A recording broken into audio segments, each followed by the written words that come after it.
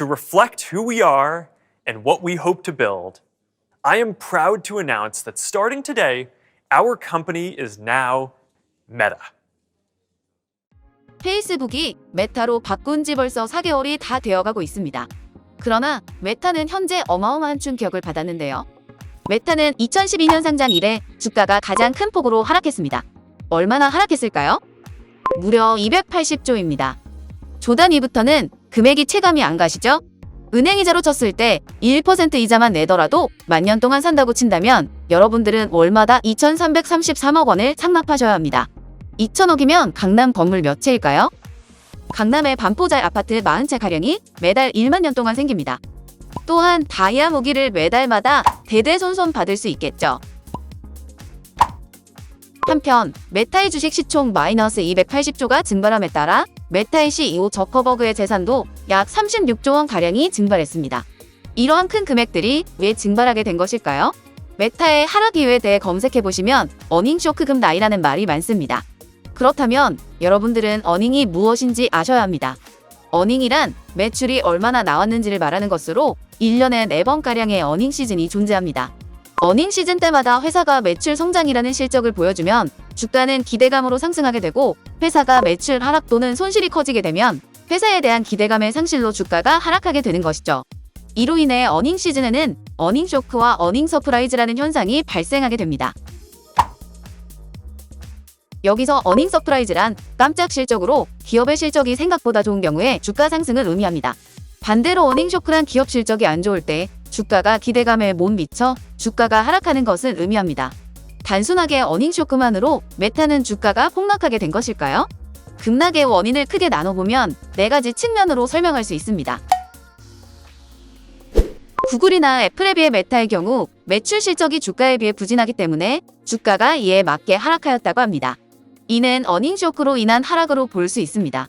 보통 기술주라고 불리는 미래의 가치를 지닌 회사들의 주가들은 세계의 경기가 좋을 때와는 다르게 전체적 경기가 약세일 때 투자 금액이 감소하게 되어서 기술주들로 투자되던 돈들이 감소하게 됩니다.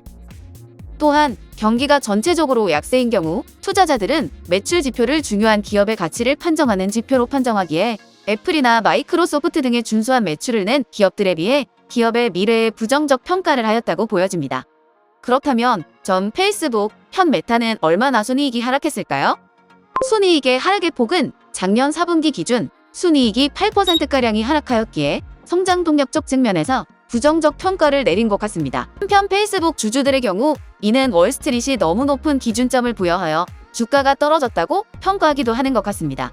이를 넓은 거시적 관점이 아닌 미시적으로 주간 순이익으로 보았을 때에도 순이익 예상치보다 낮다고 평가하는 중입니다.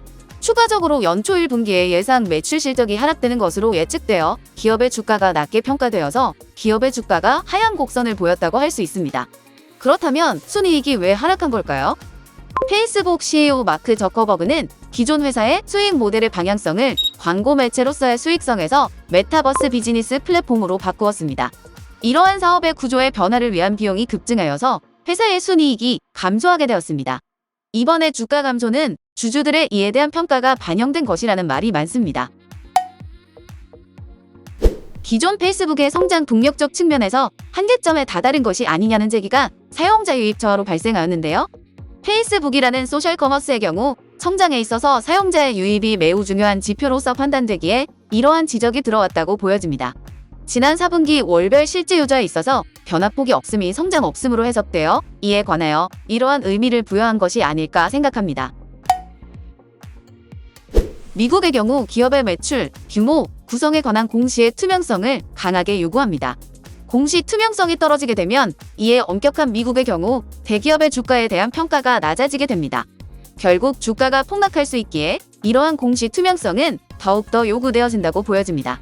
이러한 점에서 공시 투명성이 떨어지는 메타의 주가가 폭락하게 된 것이죠.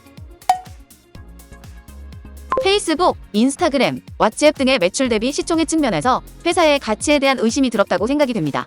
마지막으로 ETF에 대한 측면인데 ETF 상품 중에 메타가 ETF 항목에서 빠져있는 경우가 많다는 측면에서 회사의 가치에 대한 의문들이 늘어나고 있는 것이 아닌가라는 주가 하락의 이유를 분석해보았습니다. 오늘의 지식 플러스 1이었습니다.